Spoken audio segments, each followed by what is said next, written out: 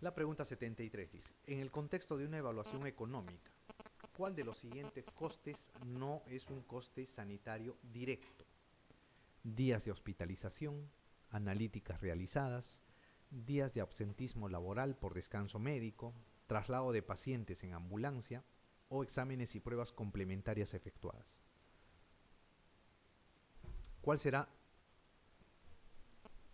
los días de ausentismo laboral, ¿no es cierto? Por descanso médico. La C. Muy bien. La siguiente, ¿en qué tipo de evaluación económica se evalúan los resultados clínicos a través de los años de vida ganados? Análisis del coste-efectividad, coste-utilidad, coste-beneficio, coste-consecuencia o estudios de coste de la enfermedad. ¿Cuál será?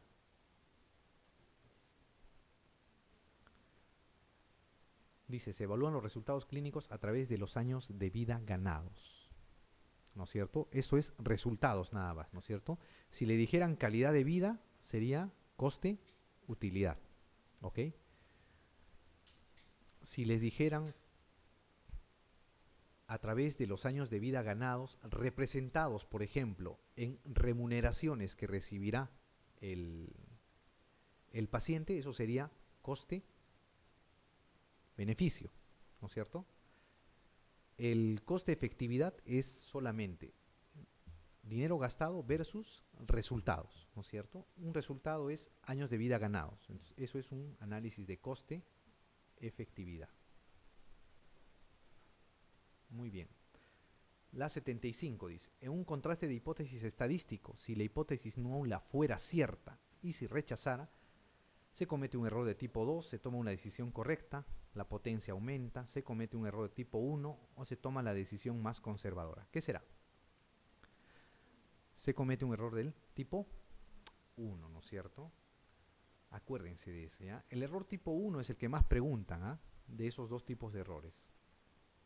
Muy bien, la siguiente dice, un ensayo clínico sobre 33.000 pacientes compara un nuevo fármaco antihipertensivo con el placebo.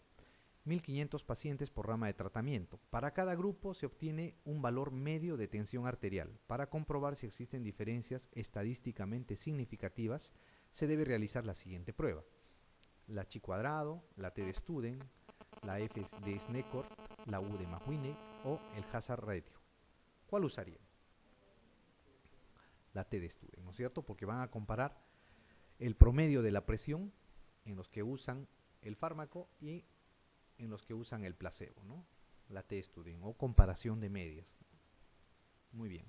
La 7.7 dice, respecto a los estudios epidemiológicos de cohorte, es cierto que se utiliza el odds ratio como medida fundamental de asociación.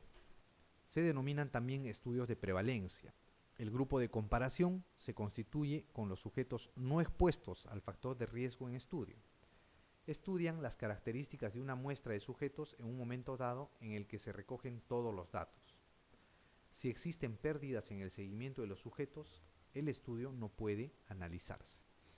¿Cuál es? A ver, es cierto, dice, ¿no es cierto? A ver, ¿se utiliza el odds ratio como medida fundamental de asociación? ¿Sí o no? No, ¿no es cierto? En los casos y controles se usa el odds ratio. En los estudios de cohorte se usa el riesgo relativo. ¿Ok? Se denominan también estudios de prevalencia. No, ¿no es cierto? Los estudios de prevalencia son los estudios transversales. Estudian las características de una muestra de sujetos en un momento dado en el que se recogen todos los datos. Mentira, se tiene que hacer seguimiento en el tiempo, ¿no es cierto? Son estudios prospectivos longitudinales. Si existe pérdidas en el seguimiento de los sujetos, el estudio no puede analizarse. Tampoco. En los estudios de cohorte puede haber pérdidas y eso no va a hacer que no se pueda validar el estudio, ¿no? El grupo de comparación se constituye con los sujetos no expuestos al factor de riesgo en estudio. Eso es cierto, ¿no es cierto? Tienen una población y tienen dos grupos. Un grupo que está expuesto y otro grupo que no está expuesto. Y a ambos grupos les hacen ustedes el seguimiento, ¿no? Eso es un estudio de cohorte. Muy bien. La 78 dice, ¿cuál de las siguientes afirmaciones es falsa sobre las ventajas de los estudios de casos y controles? ¿No? Es falsa, dice. Son útiles para abordar enfermedades infrecuentes. Alternativa eficiente para el estudio de enfermedades con periodos de latencia prolongados. Facilidad de constituir un grupo adecuado de comparación. Permiten valorar diferentes factores etiológicos simultáneamente. Un menor plazo de realización unido a un menor tamaño muestral supone un menor coste. ¿Qué cosa es lo falso sobre los casos y controles acá?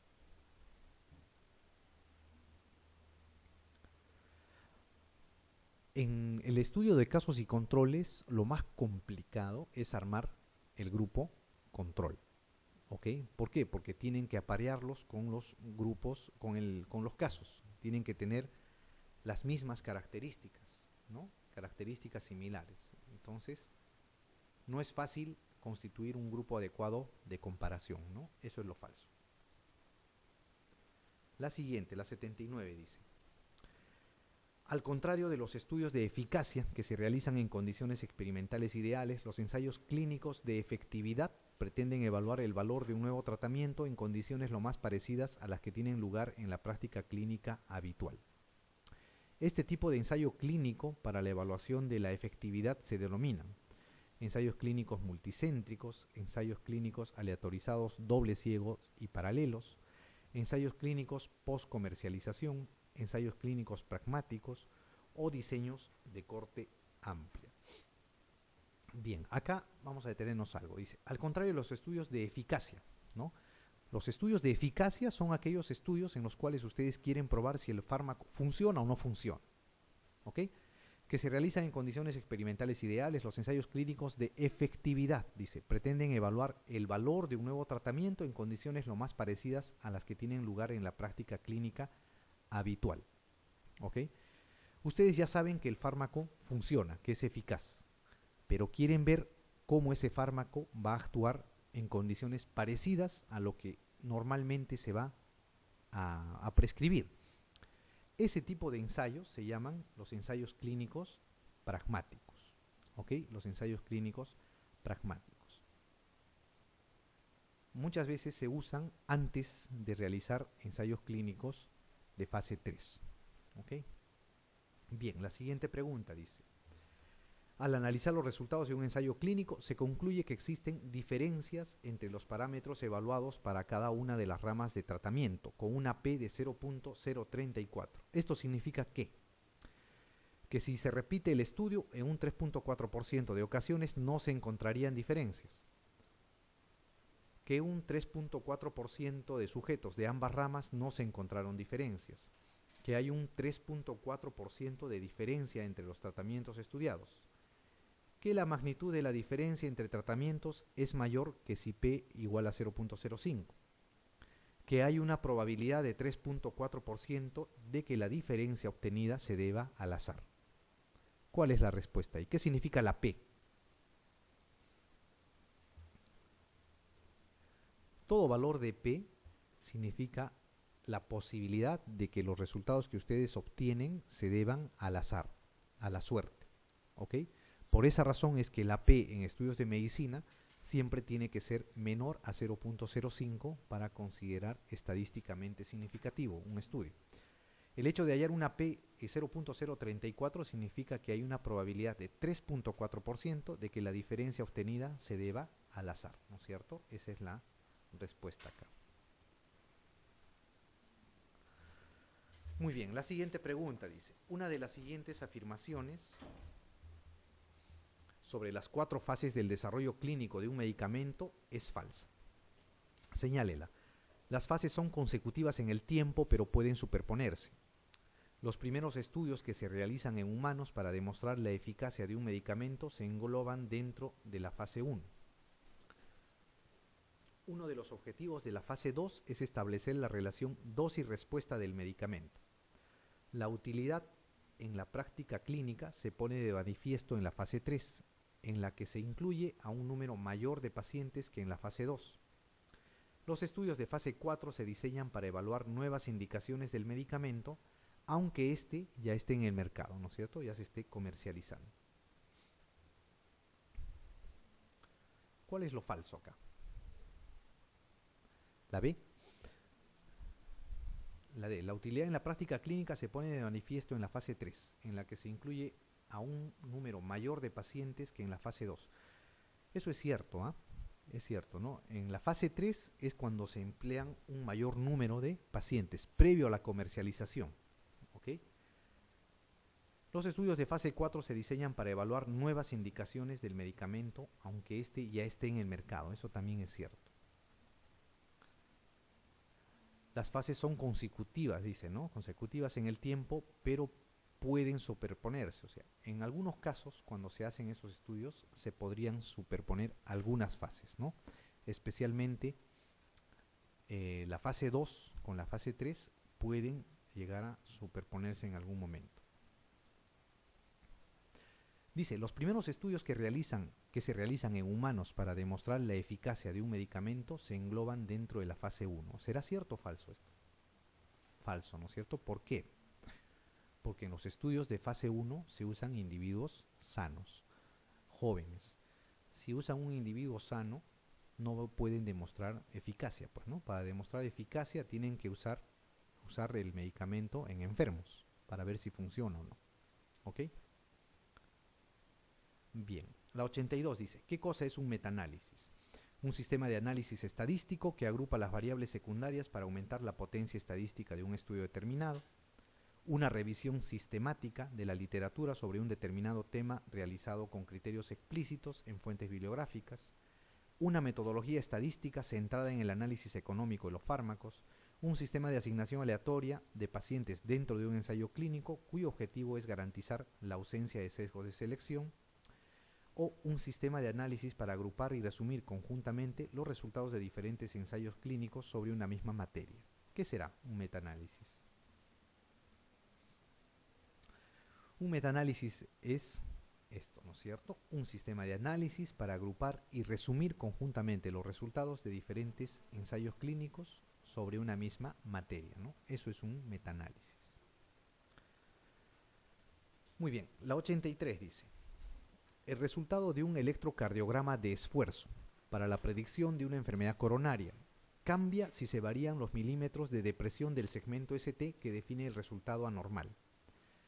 Si se considera como resultado anormal a partir de los 2 milímetros de depresión del segmento ST en lugar de a partir de 0.5 milímetros, señala la respuesta correcta. La sensibilidad aumenta, es necesario representar los falsos negativos frente a los verdaderos negativos en una curva ROC. La especificidad aumenta, los falsos positivos aumentan, es necesario representar los falsos negativos frente a los falsos positivos en una curva ROC. ¿Cuál es la respuesta correcta? En la 83. ¿Qué pasará? Es parecido a lo que hablamos en el glaucoma, ¿no es cierto? Lo inverso. Si se considera como resultado anormal a partir de los 2 milímetros de depresión en lugar de 0.5, señala la respuesta correcta. ¿Qué cosa va a pasar ahí? ¿La sensibilidad aumentará? No, ¿no? Más bien va a disminuir, ¿no?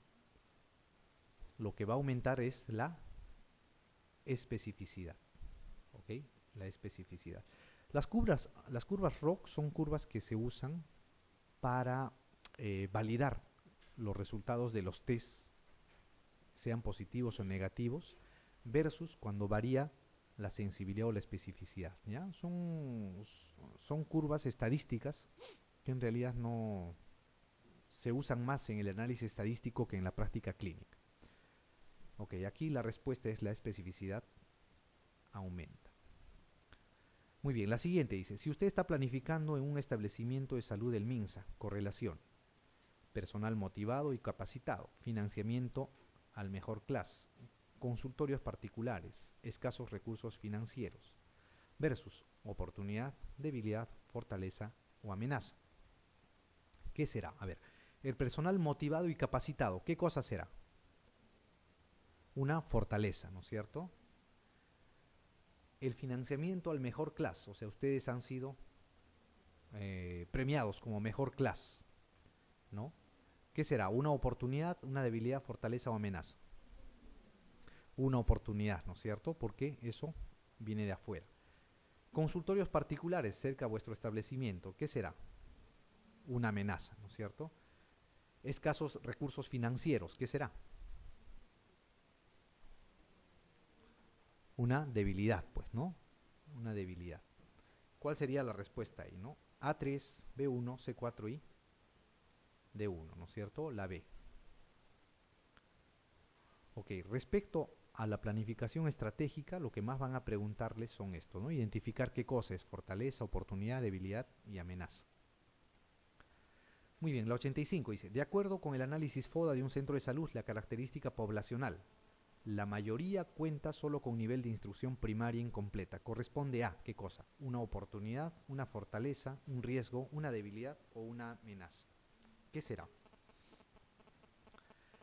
¿Es externo o es interno esto? Externo, ¿es bueno o es malo? Es malo, ¿no es cierto? Entonces será una amenaza, ¿no es cierto? Caray. Será una amenaza. Muy bien, la siguiente dice, el proceso que consiste en calificar la calidad del funcionamiento de un establecimiento de salud se denomina remodelación, acreditación, reacondicionamiento, equipamiento o desacreditación. ¿Qué será? La acreditación, ¿no es cierto? La acreditación.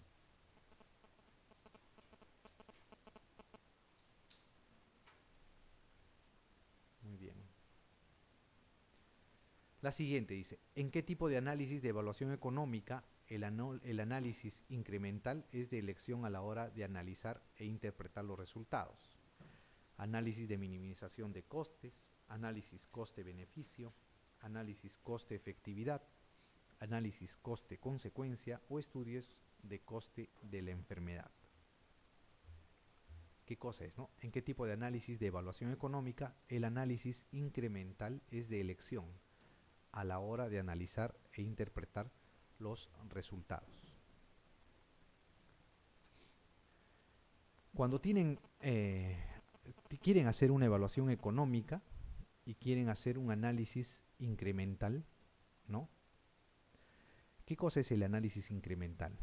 El análisis incremental es, ustedes tienen un costo de la enfermedad, ¿ok? Este costo de la enfermedad, ¿qué les va a significar en incremento cuando el paciente esté sano? ¿Ok? Cuando el paciente esté fuera de peligro, ¿no? En cuánto se va a incrementar los costos de la atención en salud de ese paciente, que probablemente va a entrar a rehabilitación, va a entrar a medicina física, a terapias del dolor, etc. Cuando hacen ese análisis incremental, está asociado a los resultados que tienen en mayor número de años, en mayor número de complicaciones, en mayor sobrevida en pacientes discapacitados o pacientes que van a tener alguna lesión después de un accidente, de un ictus, etc. Entonces, cuando hacen análisis incremental en el presupuesto, están haciendo un análisis coste-efectividad, ¿ya? Es un tipo de análisis especial que se hace cuando se hace este análisis coste-efectividad. Si este análisis incremental ustedes lo pasan a términos monetarios simplemente, en ese caso digamos, la evaluación económica ya pasa a ser el coste-beneficio, pero si es análisis incremental nada más, es el coste-efectividad. ¿Ok?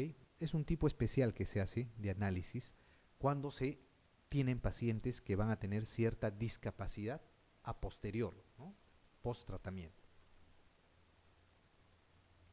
Muy bien, la siguiente dice, en un análisis de evaluación económica, los costes derivados de las horas días de trabajo perdidos por ausentismo laboral se denominan costes médicos directos, costes no médicos directos, costes indirectos, costes intangibles o costes sociales. ¿Qué cosa será? Indirectos, ¿no es cierto? Costes indirectos, ¿no? El ausentismo es un coste indirecto. Dime.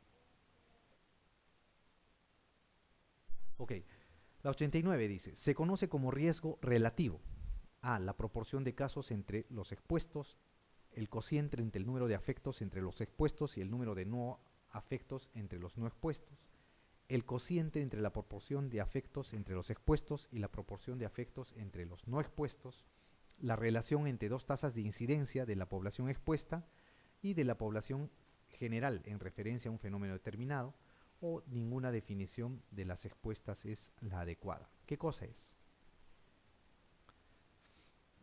El riesgo relativo es el cociente entre la incidencia entre expuestos y no expuestos, ¿no es cierto? Eso es. Entonces esto es la C.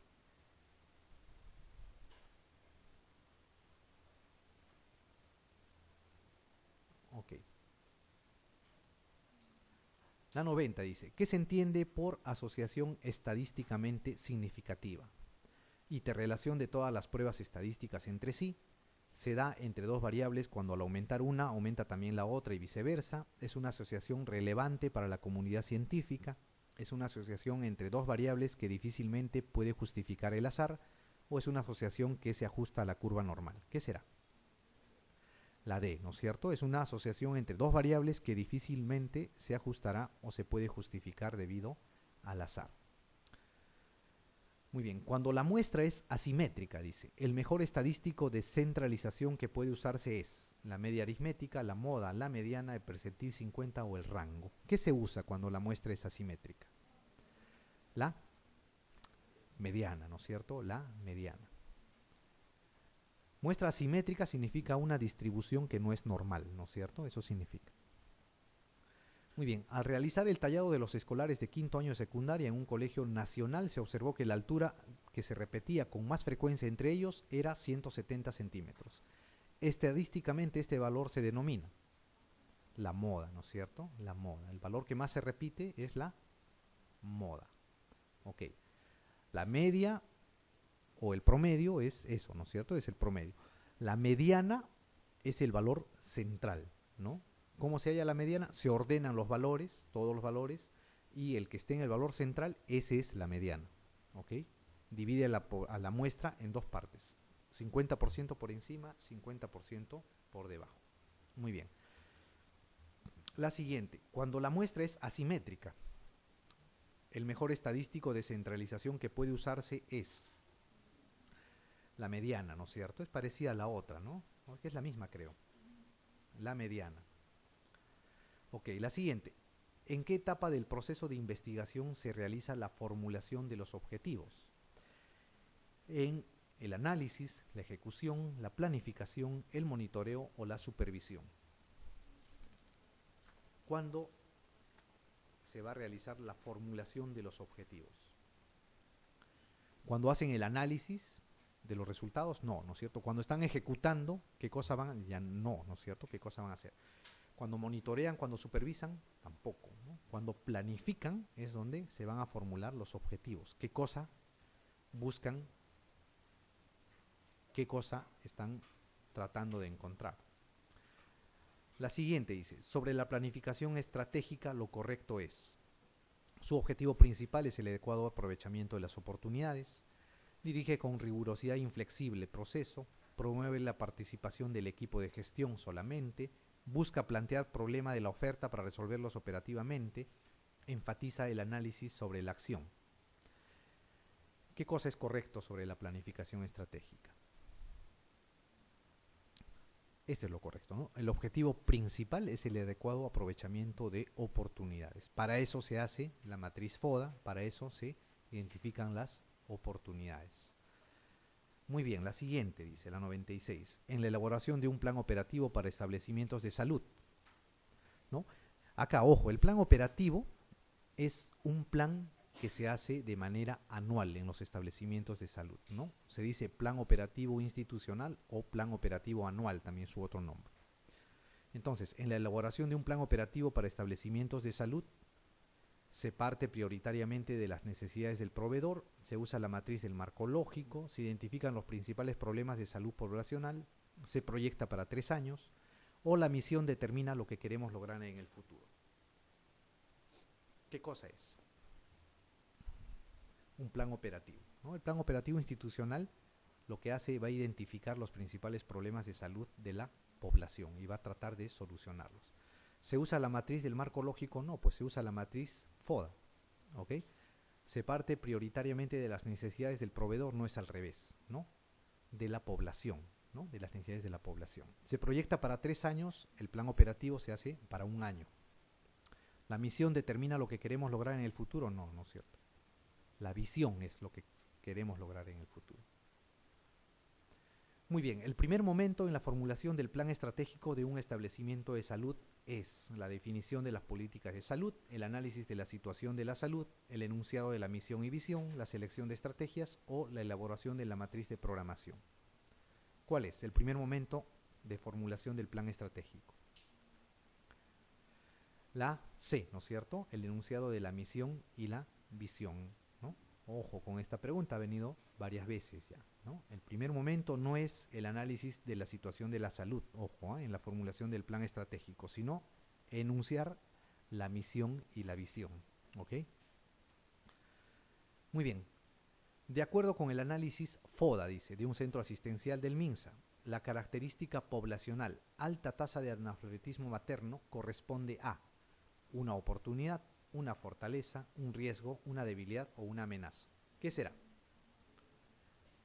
Una amenaza, ¿no es cierto? Alta tasa de analfabetismo materno, ok. ¿Es interno o es externo a su establecimiento? Externo, ¿no es cierto? ¿Es bueno o es malo? Malo, entonces es una amenaza. Muy bien, la siguiente dice, el médico jefe de un centro de salud, al efectuar el análisis de situación para formular su plan operativo anual, se informa que la asignación presupuestal a su establecimiento para el próximo año va a ser incrementada de manera significativa. De acuerdo a la técnica FODA, deberá considerar este dato como desafío, fortaleza, oportunidad, posibilidad o riesgo. A ver, vayamos. Se informa que la asignación presupuestal a su establecimiento para el próximo año se va a incrementar. ¿Eso es bueno o es malo? Es bueno, ¿no es cierto? ¿Es de afuera a adentro? De fuera, ¿no es cierto? Es un factor externo y es bueno. ¿Qué cosa será? Una oportunidad, ¿no es cierto? Una oportunidad. Muy bien. La siguiente dice, los momentos de la investigación son planificación, ejecución e informe final, planificación, programación y artículo científico, prueba piloto, ejecución y artículo científico, diseño metodológico, recolección de datos e informe final, ejecución, evaluación e informe final. ¿Qué será?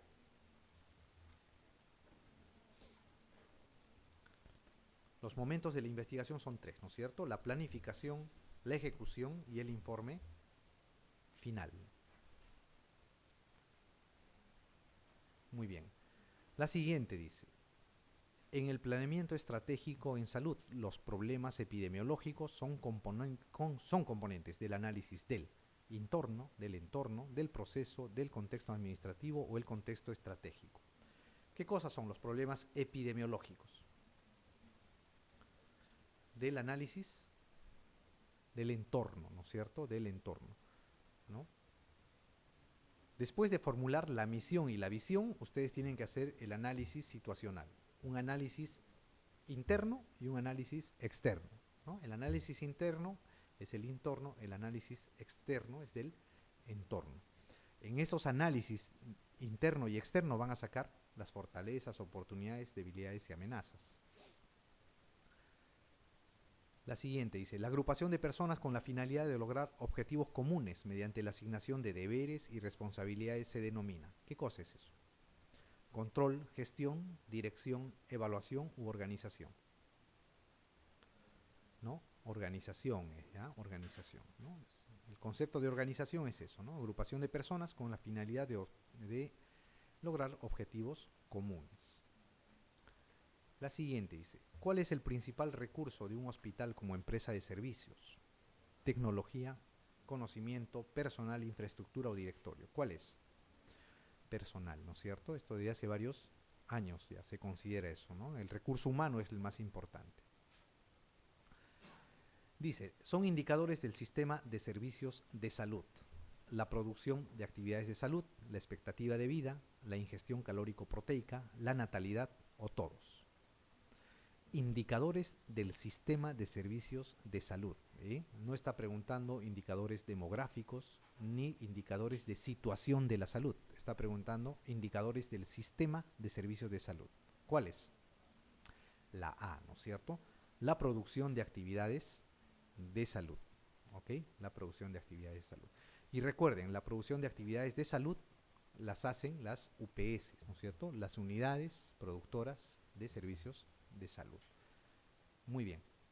La siguiente dice, el indicador de salud que estadísticamente es más confiable se conoce como morbilidad, mortalidad, natalidad, letalidad o incidencia. La mortalidad, ¿no es cierto? La mortalidad. La mortalidad es el indicador de salud más confiable. La siguiente dice, son indicadores positivos del estado de salud. Las tasas de natalidad y mortalidad generales. Las tasas de morbilidad y mortalidad generales. El déficit calórico proteico y la mortalidad infantil.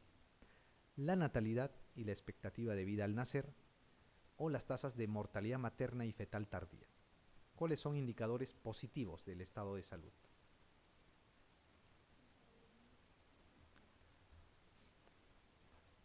De estos, ¿cuál no tienen dudas que sea un indicador positivo? La D, ¿no es cierto? La expectativa de vida al nacer, ¿no? Principalmente. La natalidad también, ¿ah? Solo que se mide inversamente, ¿no? Es un indicador positivo cuando menor es la natalidad, ¿no? Muy bien, la siguiente dice, la calidad final de un bien o servicio es el resultado de el control de todos sus procesos, el control de la calidad final, el control de las normas ISO, el trabajo de los círculos de calidad o el trabajo en equipo. La A, ¿no es cierto? El control de todos sus procesos. ¿Ok? Esa es la respuesta, ¿verdad? El control de todos sus procesos. La siguiente. Todos los factores mencionados a continuación generaron la necesidad de calidad de los servicios de salud, excepto uno. Señálelo. Deficiente gestión de los servicios de salud, bajo nivel de educación de la población, el empoderamiento del usuario, las restricciones de los recursos económicos financieros, la poca estabilidad de los servicios. ¿Cuál? Todos los factores mencionados generaron la necesidad de calidad en los servicios de salud, o sea, generaron que los servicios busquen la calidad. Deficiente gestión de los servicios de salud, sí, como respuesta a eso se generó la necesidad de tener calidad. La poca estabilidad de los servicios, lo mismo. Las restricciones de los recursos económico-financieros también. Teniendo poco, tratar de usar eficientemente los recursos para generar calidad. El empoderamiento del usuario también, ¿no? Actualmente el usuario, el paciente, tiene más poder, ¿no? Más información, es más reclamón, entre comillas. Entonces, por eso se genera más calidad también en el servicio. Cuanto más bajo es el nivel de educación de la población tiene menos expectativas y se va más satisfecho con poco. Entonces, esto es lo excepto, ¿no? Más bien, un alto nivel de educación de la población genera mayor necesidad de calidad. La siguiente dice, según la norma técnica de categorías de establecimientos del sector salud aprobada en julio de 2004, un establecimiento de salud que brinda atención ambulatoria con internado de corta estancia, principalmente materno-perinatal, corresponde a la categoría D. ¿Cuál era? 1-2, 1-3, 1-4, 2-1 o 2-2. Ok, el 1-1 era una posta de salud sin médico. El 1-2 es la posta de salud que tenía médico permanente, ¿no es cierto?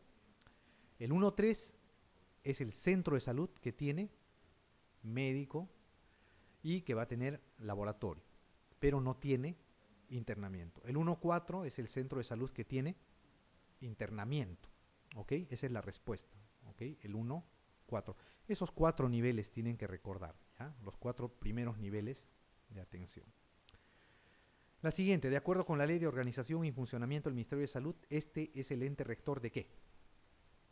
Del Sistema Nacional de Salud, sistemas de atención de la salud, del sistema institucionalizado de salud, el sistema de servicios de salud o el sistema público de salud.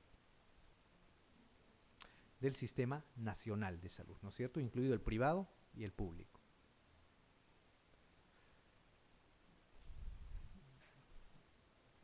Está mal enumerado acá, ¿no? Bueno, muy bien. Las redes de establecimientos públicos de salud identifica el enunciado incorrecto, dice. Comprenden al conjunto de unidades públicas y privadas. comprenden unidades con distinta capacidad resolutiva.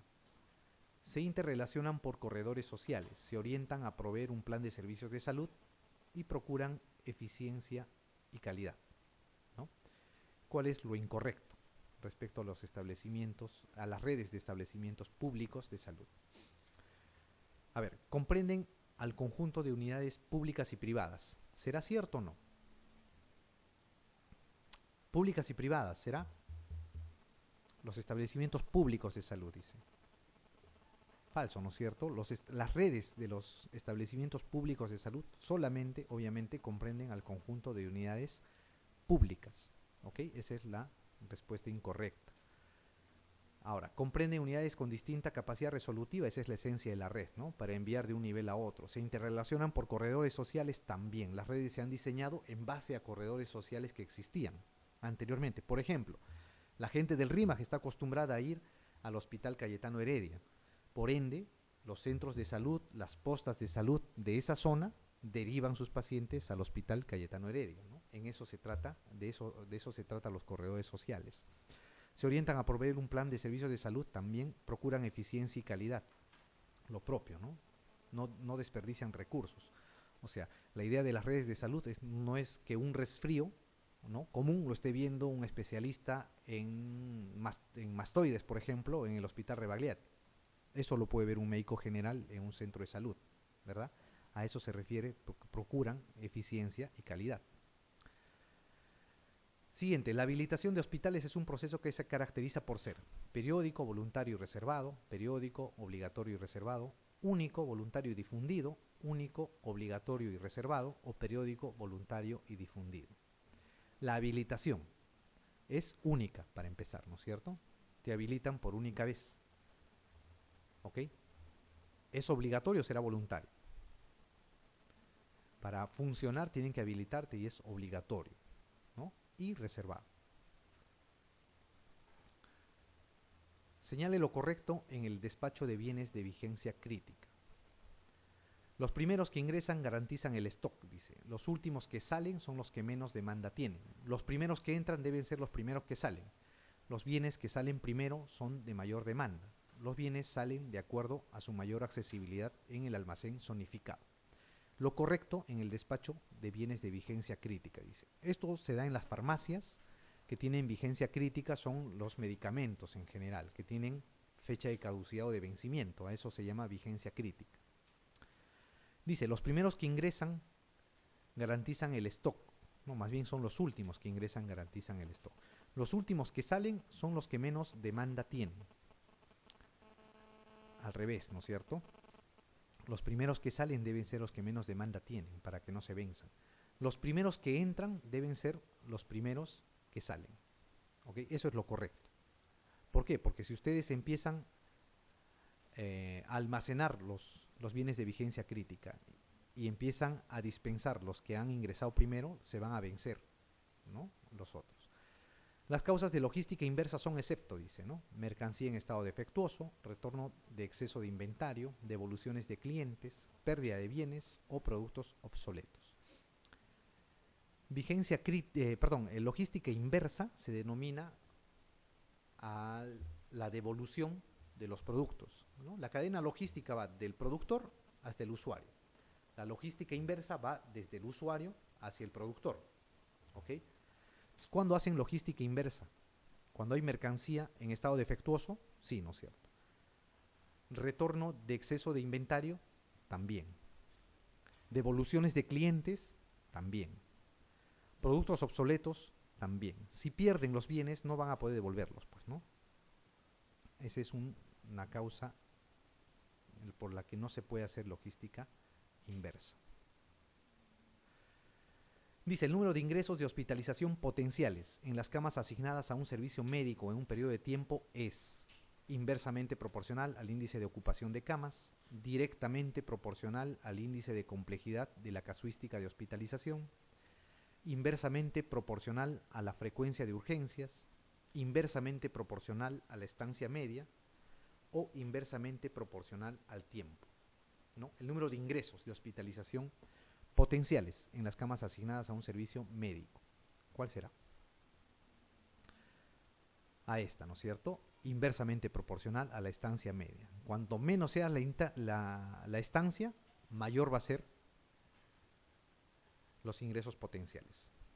La educación para la salud de la población en forma general constituye una estrategia de ¿qué? Promoción de la salud, protección de la salud, prevención de la enfermedad, potenciación de la salud o restauración de la salud.